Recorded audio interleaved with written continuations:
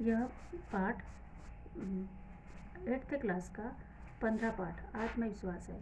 आत्मविश्वास वह शक्ति है जो सहस्त्र विपत्तियों का सामना कर उन पर विजय प्राप्त करा सकती है। इसलिए व्यक्ति को दूसरों पर विश्वास करने के बजाय स्वयं पर अर्थात अपनी आत्मा पर विश्वास करना चाहिए। आत्मविश्वास ही वह अटूट तार है जिसके सहारे हृदय स्पंदित होता है। यह उस विषय में कहा गया है कि अगर आत्मविश्वास व्यक्ति में होता है तो उसे कोई नहीं हरा सकता।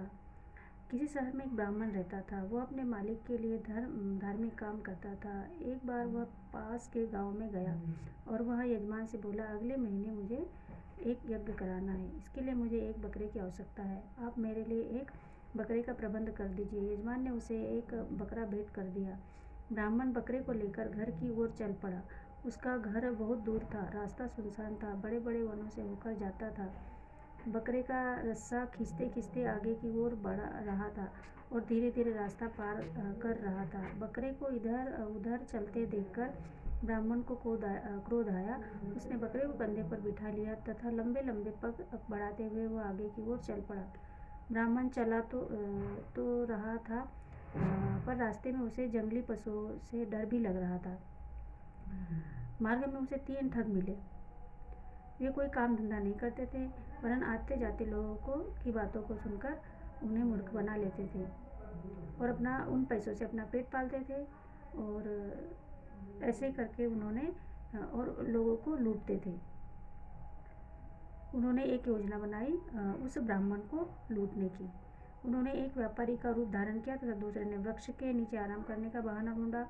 और ब्राह्मण जब वह वृक्ष के पास से गुजरा तो व्यापारी ने उसे प्रणाम करते हुए कहा, आप इस अपवित्र कुत्ते को अपने कंधे पर उठाकर क्यों ले जा रहे हो?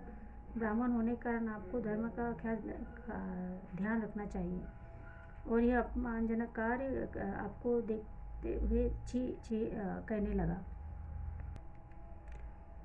ब्राह्मण को क्रोध आया और वह अपने बकरे को कुत्ता कह रहा है, उसे अंधा भी कह रहा है।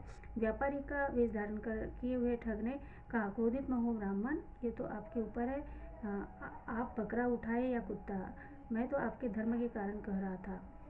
अभी ब्राह्मण थोड़ी दूर चला, फिर ब्राह्मणचारी के वेश में एक दूसरा ठग सामने आकर बोला, छी छी, ब्राह्मण होते हुए कुत्ते को कंधे पर ले जाते हुए तुम्हें लज्जा नहीं आती? इतने में ब्राह्मण बोला, तुम या तो पागल हो, अंधे हो, या बकरा जो मुझे भेंट में मिला है,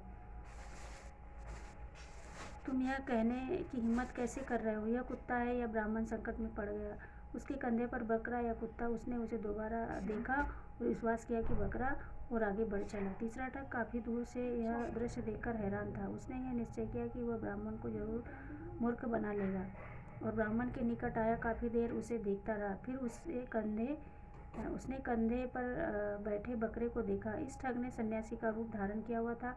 उसको इस प्रकार देखने से ब्राह्मण हैरान हो गया और बोला, क्या बात है, तुम इस तरह कभी मुझे या कभी मेरे बकरे को क्यों देख रहे हो?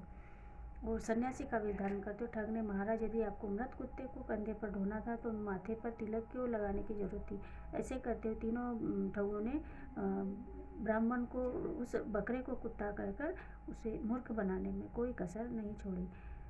तो यह आत्मविश्वास, अगर कोई अपना आत्मविश्वास डगमगाए तो हमें उस आत्मविश्वास पर कायम रहना चाहिए।